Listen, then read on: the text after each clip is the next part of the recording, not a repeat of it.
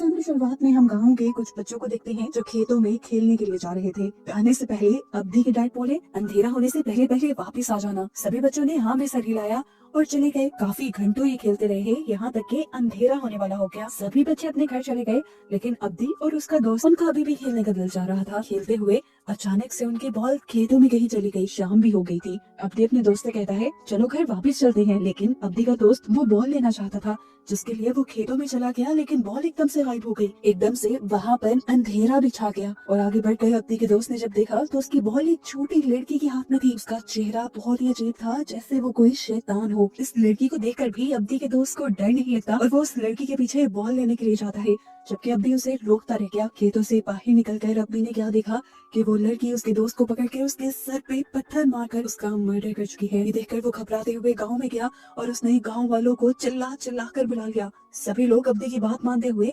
अब्दी के दोस्त को ढूंढने के लिए निकल जाते हैं। जहाँ पर अब्दी ने उसे देखा था अब वो वहाँ नहीं था, लेकिन फिर नदी के दरमियान एक पत्थर पर उन्हें उस बच्चे की लाश मिल गई। सब लोग इस हादसे से बहुत ज्यादा डर चुके थे। वो बच्चा जो मरा था उसके डैड को लगता था कि अब्दी ने ही उस बच्चे को मारा है, क्योंकि आखिरी मर्तबा वही उसके साथ था और अपना कत्ल छुपाने के लिए वो ये सब कर रहा है। इससे पहले कि अब्दी को उसके ना की गलती की सजा मिल जाती, यहाँ पर गाँव की बड़ी फैमिली का एक मेंबर आ जाता है और आकर वो अब्दी की साइड लेता है और कहता है मुझे अब्दी पे यकीन है, वो सब अब्दी ने नहीं किया और अब्दी जो कह रहा है वो सच कह रहा है। वो सब सुमोला ने किया है और शायद वो आज तक जिंदा है। सुमोला के बारे में ये लोग नहीं जानते थे। तब ये आदमी इन सबको सुमोला की कहानी बताता है। आज से 29 साल पहले इस गांव के सबसे अमीर आदमी की कोई भी औलाद नहीं थी। इसकी वजह से उसके अंकल उसकी सारी जमीनें लेना चाहते थे ताकि वो जमीन उनके बच्चों के पास चली जाए और इस जमीन का आगे कोई वारिस रहे। अब सूजी मान को ये सुनकर बहुत ज्यादा गुस्सा आया और उसने अपने घर के अंदर जाकर अपनी वाइफ को धमकी दी कि अगर 1 साल के अंदर अंदर उनका कोई बच्चा पैदा ना हुआ तो वो दूसरी शादी कर लेगा। सूजी मान की वाइफ ये सुनकर बहुत ज्यादा उदास हो गई और तभी उसे एक ऐसी औरत के बारे में पता चला जो लोगों को बच्चा देने में मदद करती थी। सुनकर काफी अजीब लगा, लेकिन वो फिर भी अपनी एक मेड के साथ उस औरत के पास चली गई। यहाँ पर जाते ही वो लड़की बताती है कि मुझे बच्चा चाहिए और ये बूढ़ी औरत उसे बताती है तुम्हारा काम हो जाएगा, लेकिन एक बात मैं पहले साफ साफ बता दूं, मैं ये सारा काम काले जादू से करती हूँ और मेरे मकसद को पूरा होने के लिए डीमन यानी शैतान मेरी मदद करता है। तुम्हें बच्चा मिल तो जाएगा, लेकिन इसके बदले तुम्हें एक कुर्बानी भी देनी होगी। तुम्हारे पास 2 बेटियां पैदा होंगी, जिसमें से एक बेटी तुम्हारी और दूसरी बेटी शैतान की होगी। एक का दिल बहुत अच्छा होगा तो दूसरी के अंदर सारी हरकतें ही शैतानी होंगी और तुमने शैतान की बेटी को किसी भी तरह का नुकसान नहीं पहुंचाना। अगर ऐसा किया तो तुम्हारा सब कुछ बर्बाद हो जाएगा। इस टाइम इस औरत को सिर्फ बच्चा चाहिए था, इसलिए उसने इस बुढ़िया की सारी बातें मान ली। बुढ़िया ने भी कुछ रिचुअल किया और एक खून के अंदर कुछ चीजें मिलाते हुए वो खून इस औरत को पिला दिया और कहा जाओ आज से 2 महीने बाद तुम्हें खुशखबरी मिल जाएगी। 2 महीने का वक्त गुजर जाता है और हमें पता चलता है कि सच में वो रिचुअल काम कर गया था। सूजीमान की वाइफ अब प्रेग्नेंट हो चुकी थी। सूजीमान खुशी से गांव में ये खबर फैला देने को कह देता है और यहाँ सूजीमान जिसे पहले ही पता था कि उसके पास 2 बेटियां पैदा होंगी, वो दोनों के नाम सोचने लग जाती है। उसने एक बच्ची का नाम सुमाला और दूसरी का नाम कुमाला सोचा था। वक्त गुजरता है और वो दिन भी आ जाता है जब सूजीमान के घर उसकी बेटियों का जन्म होना था। उसके रूम में सोफे पे हम डीमन को भी बैठा हुआ देखते हैं। जैसे ही सूजीमान की पहली बेटी पैदा होती है तो उसमें कोई भी हरकत नहीं होती, जिससे लोग जान जाते हैं कि वो मर गई है। जैसे ही दूसरी बेटी पैदा होती है तो उसे देखकर सब लोग शॉक रह जाते हैं। उसकी दूसरी बेटी का मुंह डिफॉर्म था, यानी चेहरा बिगड़ा हुआ था। वो बहुत ही ज्यादा बदसूरत थी। जैसे ही सूजीमान ने उसे देखा तो गुस्से से उसका बुरा हाल हो गया। गुस्से में सूजीमान बाहर से जाकर एक चाकू ले आया और अपनी इस बेटी को मारने लगा। हालांकि उसकी वाइफ ने उसे मना भी किया, क्योंकि उसने डीमन के साथ डील की थी कि वो इस बच्चे को कुछ नहीं करेंगे, लेकिन सूजीमान को इस डील के बारे में नहीं पता था, इसीलिए उसने उससे स्टॉप करके मार डाला। उस बच्ची के मरते ही जो पहली बच्ची मरी हुई पैदा हुई थी, उसके अंदर में एकदम से जान आ गई और वो रोने लगी। उसकी आवाज सुनकर सूजीमान बहुत ज्यादा खुश हो जाता है और गांव वालों में ये खबर फैला देता है कि उसकी बेटी हुई। लेकिन चंद सालों बाद ये मालूम होता है कि उसकी बेटी भी एक तरफ से अपाहज थी। उसकी बॉडी के राइट साइड का कोई भी हिस्सा, यहाँ तक के टांग और हाथ काम नहीं करते थे और इस बच्चे का नाम उन्होंने कुमाला रखा था। अब यहाँ पे हमें पता चलता है कि सूजीमान भी बचपन में इसी तरह पैदा हुआ था, लेकिन फिर उसकी कुछ थेरेपीज चली थी, जिसके बाद से वो नॉर्मल हो गया। कुमोला के भी ये लोग थेरेपीज करवा रहे थे, लेकिन थेरेपीज का कुमोला पर कोई असर नहीं था। एक दिन हम देखते हैं कि कुमोला साइकिल के साथ खेल रही थी। जैसे ही उसकी मॉम उसे ऐसा करने से मना करती है तो पता नहीं क्यों उसे बहुत ज्यादा गुस्सा आ जाता है। वो अपनी मॉम के साथ बदतमीजी करती है तो उसके डैड यानी सूजी मान को ये देखकर और भी ज्यादा गुस्सा आता है और वो उसे उठाकर उसके कमरे में भेज देते हैं, जहाँ जाकर वो पागलों की तरह अपना सर पटकने लगती है। ऐसा लग रहा था जैसे किसी ने उसे पोसेस कर लिया है, लेकिन ये लोग इस चीज को नहीं समझ पाते और कोमोला को पागल समझ लेते हैं। एक पागल बच्ची को सूजी मान अपनी बच्ची नहीं मान सकता था, इसीलिए उसने इस बच्ची को काल कोठरी में बंद करवा दिया। सालों गुजर जाते हैं और दिखाया जाता है कि आज भी कोमोला से कोई भी अच्छे तरीके से प्यार नहीं करता, यहाँ तक कि उसकी मॉम भी नहीं। उसे ये लोग उसी काल कोठरी में बंद करके रखा करते थे और यही चीजें अक्सर कोमला की मॉम को दुख दिया करती थी, क्योंकि कोमला की मॉम को याद है कि डेविल के साथ डील में उसने ये वादा किया था कि वो दोनों ही बच्चियों को बहुत लाड से पालेगी, लेकिन एक को तो पैदा होते ही मार दिया गया था और दूसरे के साथ भी ये लोग बहुत बुरा सलूक कर रहे थे। देखने को मिलता है कि एक दिन कोमोला काल कोठरी से भागकर मार्केट में आ जाती है। मार्केट में बहुत सारे बच्चे थे जो जैसे ही कोमोला को देखते हैं तो उसके खराब हाथ पांव का मजाक उड़ाने लग जाते हैं, उसको बॉल्स में मारते हैं और कीचड़ भी उसके मुंह पे लगा देते हैं, जिससे कोमोला को बहुत बुरा लगता है। सूजी मान और उसकी वाइफ जो यही मार्केट से गुजर रहे थे वो अपनी बेटी के साथ ये बुरा सलूक होते देखते भी हैं, लेकिन उसे रोकते नहीं।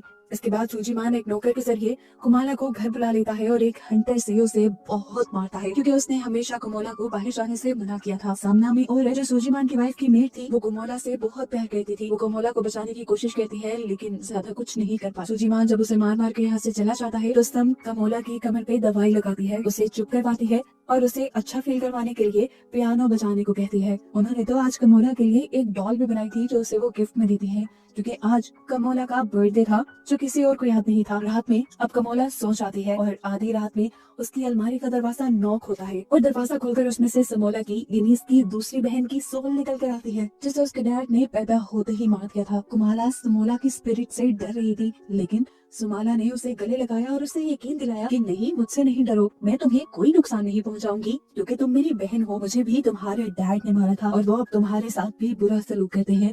मैं इन सब चीजों का बदला लूंगी। ये सब बातें करने के बाद हम सुमाला की स्पिरिट को अजीब तरीके से हंसता हुआ दिखते हैं, जैसे वो कोई घटिया प्लानिंग कर रही हो। यहाँ तक कि शीशे में उसकी स्पिरिट फिलहाल नजर भी नहीं आ रही थी। अगले दिन हम देखते हैं कि कोमोला जब पियानो बजा रही थी तो उसके डैड इस आवाज से बहुत ज्यादा तंग हो रहे थे। इतना तंग हुए वो कि उन्होंने आकर कोमोला को थप्पड़ मार दिया। यहाँ पर उसकी वाइफ भी बैठी हुई थी, जिन्होंने कोमोला को कुछ नहीं कहा और ना ही कोमोला को चुप करवाया। सब ने इस मर्तबा भी कोमोला को चुप करवाया। साफ बात थी कि उसकी मॉम भी उससे प्यार नहीं करती थी। अब जिस टाइम सम उसे स्ट्रॉन्ग होने को कह रही थी उसी टाइम उसकी बॉडी में बहुत बड़ा चेंज आता है। वो उठ खड़ी होती है और नॉर्मल तरीके से चलने लग जाती है। हालांकि वो चल नहीं पाती थी। चलते हुए वो अपने डैड की स्टडी में गई और जाते ही उसने एक पेन उठाकर अपने डैड के हाथ में स्टैब कर दिया। उसके डैड पहले यही देखकर हैरान थे कि उसकी बेटी ठीक से चल कैसे पा रही है। ऊपर से उन्होंने ऐसी हरकत कर दी थी कि उसके डैड का गुस्सा डबल हो गया। ये सब असल में कुमाला ने नहीं बल्कि सुमाला की स्पिरिट ने किया था, लेकिन इसकी सजा अब कुमाला को ही मिलनी थी। उसके डैड उसे एक क्रॉस पे बंधवा कर कड़कती धूप में गांव में लटका देते हैं और कोई भी कुमाला की मदद नहीं करता। अब इस चीज का बदला तो सुमाला लेकर ही रहेगी। रात में खाना खाने के टाइम जब कुमाला को लेकर जाया जाता है खाना खिलाने के लिए तो सुमाला की सोल दोबारा से उसे पोजेस कर लेती है और कुमाला अजीब तरीके से अपने कपड़े उतारते हुए डाइनिंग टेबल पे ही गलत काम कर देती है, जिसके बाद वो अजीबोगरीब हरकतें भी कर रही थी। कुमाला की मॉम को बहुत ज्यादा गुस्सा आ रहा था, लेकिन जब उन्होंने शीशे में देखा कि उसे ये सब कुछ सुमाला की सोल करवा रही है तो वो भी बहुत ज्यादा परेशान हो गई और डर गई। कुमाला की मेड उसे यहाँ से लेकर जाने लगती है, लेकिन कुमाला अपने आप को वहाँ से छुड़वा लेती है और भागकर फार्म्स में जाकर वहाँ से कच्ची मुर्गियाँ खाने लग जाती है। कुछ देर बाद जब उसे होश आता है तो साम उनसे पूछती है, कुमाला तुम ये सब क्यों कर रही हो? तुम तो ऐसी नहीं थी। जिसपे वो सच सच बता देती है, मैं ये सब नहीं कर रही, ये सब मुझसे सुमाला की सोल करवा रही है। कुमाला की मॉम भी ये बातें सुन चुकी थी और अब उनको डर लगने लग गया था। वो जानती थी कि उन्होंने डीमन से की हुई डील तोड़ दी है और अब उस औरत की वार्निंग के मुताबिक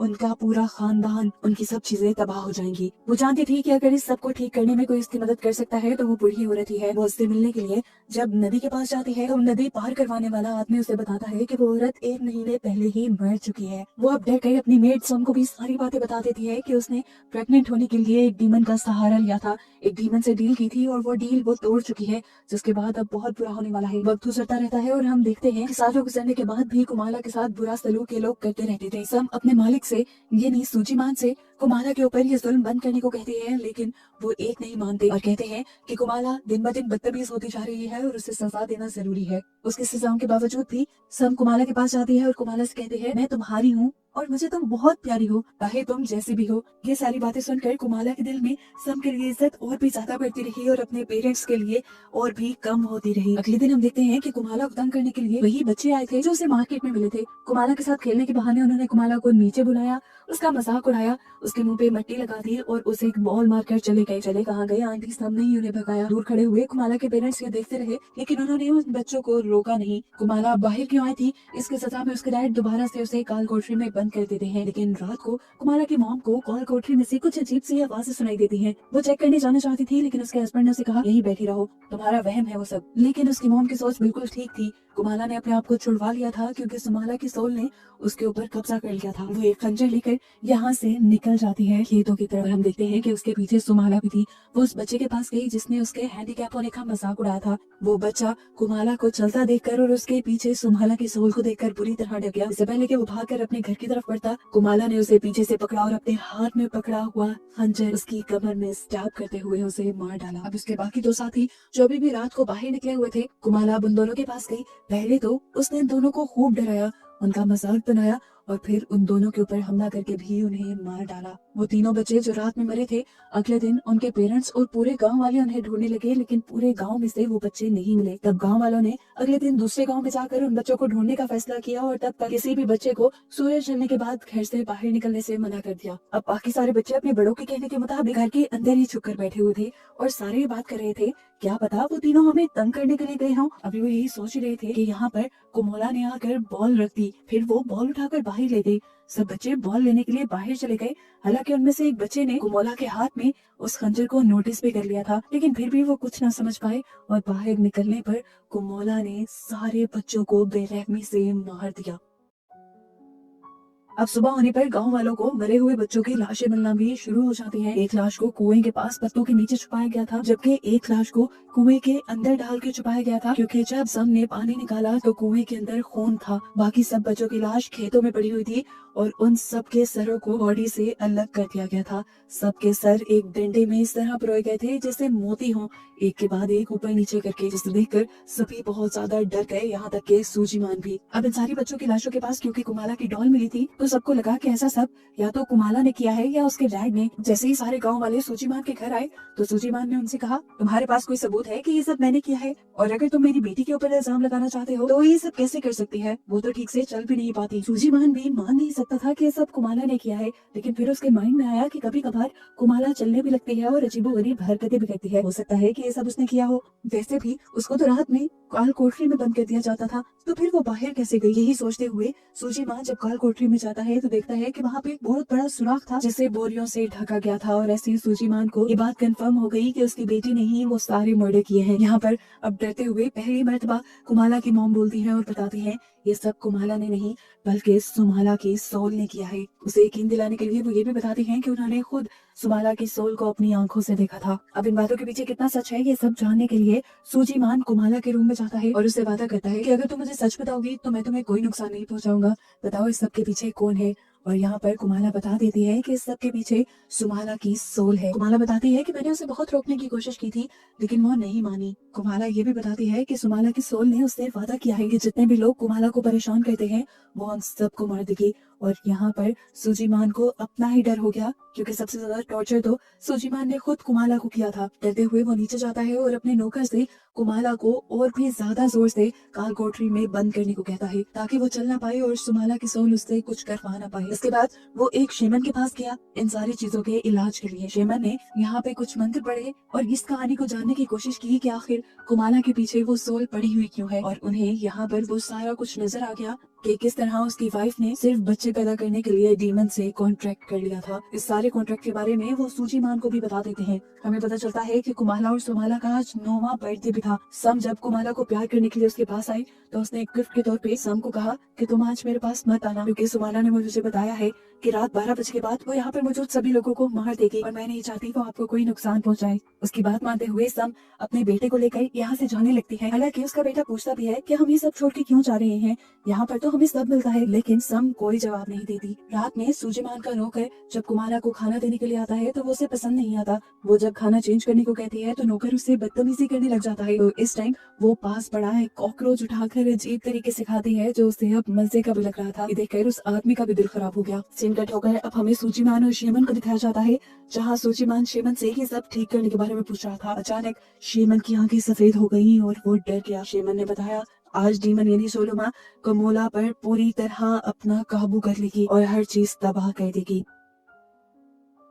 ये सब ठीक करने के लिए और उसकी पावर्स को कम करने के लिए शेमन उसे एक खंजर देता है। वो कहता है कि तुम बस उसकी पावर्स को कम करके मेरे पास ले आना, मैं बाकी उसे संभाल लूंगा। उसने सूजीमान से भी कहा कि अगर चीजें तुम्हारे हाथ से निकल जाएं और तुम उसे यहाँ ना ला पाओ तो तुम कुमोला के दिल में एक खंजर स्टैब करके उसे वहीं पे मार देना, क्योंकि हम लोग शैतान के इस बच्चे को यहाँ इंसानी दुनिया में नहीं छोड़ सकते, वरना वो इंसानों को बार बार मारता रहेगा। अब दिखाया जाता है कि कुमोला ने अपने आप को आजाद करवा लिया है। जाहिर सी बात है, सुमोला की हेल्प से। वो अब उस नौकर के कमरे के बाहर आकर रोने का ड्रामा करती है, जिस नौकर ने उसे अच्छा खाना नहीं दिया था। ये नौकर जब कुमोला को पकड़ने की कोशिश करता है तो कुमोला उसे ये मारने की कोशिश करती है। वो आदमी डरकर वहाँ से भागने लग जाता है और अब कमोला उसके पीछे पड़ जाती है। वो आदमी बच बच के भाग रहा था, लेकिन कमोला ने दरवाजे के ऊपर स्टैब कर करके दरवाजे को तोड़ दिया और फिर घर के अंदर आ गई। वो आदमी उससे बचने के लिए भाग रहा था। पीछे से कमोला ने चाकू को गोल गोल घुमाते हुए उसकी तरफ फेंका, जिससे चाकू उसके जिस्म में स्टैब हो गया और वो वहीं मर गया। इसके बाद हमें कुमोला की मॉम को दिखाया जाता है, जिसकी आंख पियानो की आवाज से खुली थी।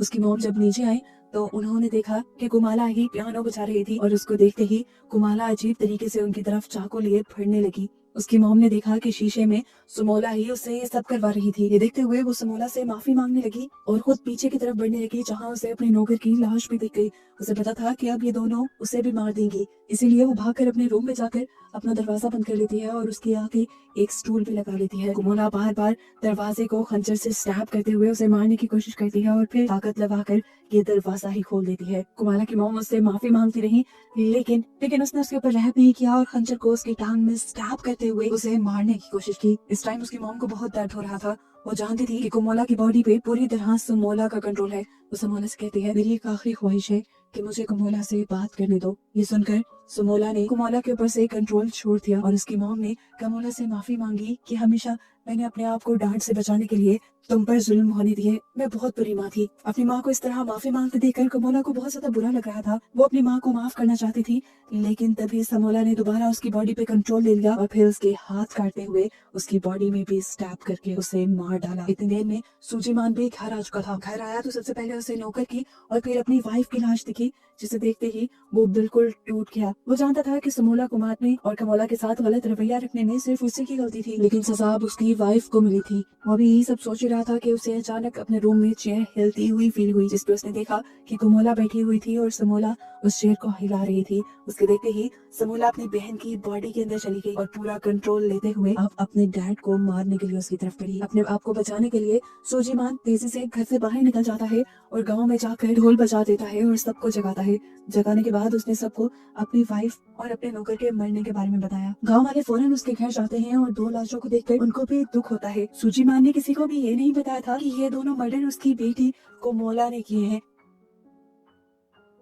वो सबको कमोला को ढूंढने को कहता है और बताता है कि उसे कमोला को एक शेमन के पास लेकर जाना है। इसकी ये बातें सुनकर सबका दिमाग खटक जाता है और वो समझ जाते हैं कि जरूर इन दोनों को कमोला ने मारा है और कमोला ने ही गांव के बाकी बच्चों को भी मारा था। इनके सर पे खून सवार हो जाता है और वो कमोला को मारने के लिए बढ़ जाते हैं। हालांकि कमोला को मारना नहीं था। ये बात सूजीमान समझाता इससे पहले ही गाँव वाले यहाँ से चले गए। अब सूजीमान खुद ही एक खंजर और रस्सी और कुछ चीजें लेकर कमोला को ढूंढने के लिए निकल जाता है। आगे बढ़ने पर उसे दिख भी गई कमोला, लेकिन अगले ही पल वो जंगल की तरफ भाग गई। खेतों में जैसे ही सूजीमान आता है तो कोई पीछे से उसके ऊपर हमला कर देता है। ये कमोला ही थी। अपने आप को बचाने के लिए सूजीमान ने पास पड़े एक पत्थर को उठाकर कमोला के सर पे वार किया और उसे बेहोश कर दिया। वो उसे मारना चाहता था लेकिन मार नहीं पाया, क्योंकि वो जान गया था कि इस सब में गलती उसकी है ही नहीं। इस सब में गलती तो सुमोला और उसकी वाइफ की थी। अपनी बेटी को प्यार ना करने की वजह से उसे बहुत दुख और पछतावा हो रहा था। वो बहुत बुरी तरह रोने लगा। उसने अपनी बेटी को भी एक बोरी में बंद कर दिया, पर देखा कि अचानक से उसकी बेटी बोरी से गायब हो गई। सुमोला ने असल में उसे बोरी से बाहर निकाल दिया था और वो दोबारा दोबारा अपने डैड के ऊपर हमला करने के लिए बढ़ी, लेकिन इस मर्तबा सूजीमान जिसे हाथ से निकलने नहीं देना चाहता था, कमोला के दिल की तरफ हमला कर देता है और फाइनली वो गिर जाती है। और कुछ ही देर बाद हंसते हुए उसे दोबारा होश आ जाता है। सूजीमान उसे देखकर पूरी तरह कंफ्यूज था। तब कमोला ने उसे बताया कि जब से समोला यानी मैं इसकी बॉडी में आई हूँ, तब से इसकी पूरी बॉडी बदल से गई है। इसका दिल भी बाईं तरफ से हट के दाईं तरफ आ गया था, क्योंकि तुमने इसके दिल पे बात नहीं किया, तो इसीलिए ना ये मरी और ना ही मैं। अब समोला अपने डैड को मारती है। सबसे पहले वो उसी के हाथ से खंजर लेकर उसका पेट चीर डालती है, यहाँ तक कि उसकी आंतें बाहर निकल आई। और उसके बाद उसने पास पड़ी 2 छोटी छोटी लकड़ियां उठाकर सूजीमान की आंखों में स्टैब कर दी। सुबह होने पर दिखाया जाता है कि गांव वालों को सूजीमान की बॉडी क्रॉस से लटकी हुई मिली, जैसे उन्होंने कमोला को सजा दी थी। इस सब के बाद सीन्स प्रेजेंट में आते हैं और हम उस आदमी को देखते हैं जो ये सारी कहानी